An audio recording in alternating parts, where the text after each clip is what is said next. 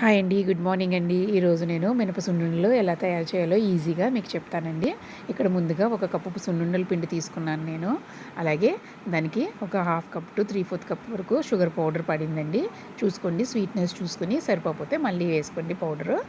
ఇంకా నేను కాచిన నెయ్యిని వేసి బాగా కలిపేసుకున్నానండి. అంటే వేడిగా ఉందని స్పూన్‌తో కలిపాను.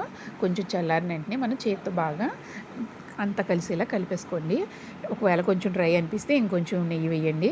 చూడండి ఉండేలా ఈజీగా రావాలి మనకి. ఇంకా ఇది ఇప్పుడు ఉండలు చేసేసుకుంటే రెడీ అయిపోతుందండి. 5 మినిట్స్‌లో అయిపోతుంది.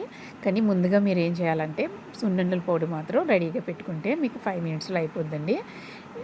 నేను 3 గ్లాసులు మినపగుళ్ళు తీసుకున్నానండి. అలాగే ఒక గ్లాసు రైస్ తీసుకున్నాను.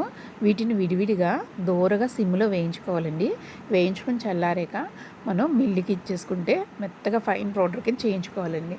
ఆ పౌడర్‌ని మనం ఫ్రిడ్జ్‌లో పెట్టుకుంటే మనకి ఎప్పుడు కావాలంటే అప్పుడు ఒక కప్పు పౌడర్ తీసుకుని అందులో కావాల్సిన షుగర్ కానీ బెల్లం 2 వేసుకోవచ్చండి. ఏది కావాలంటే అది పౌడర్ చేసుకుని బాగా కలుపుకొని నెయ్యితో ఉండలు చేసేసుకోవడమేనండి. అదే చూడండి, నేను జస్ట్ 5 మినిట్స్‌లో సున్నుండలు చేశాను. ఇవి చాలా హెల్తీ కూడా కదా! మీలో ఎంతమందికి సున్నుండలు అంటే ఇష్టమో నాకు కామెంట్ చేయండి.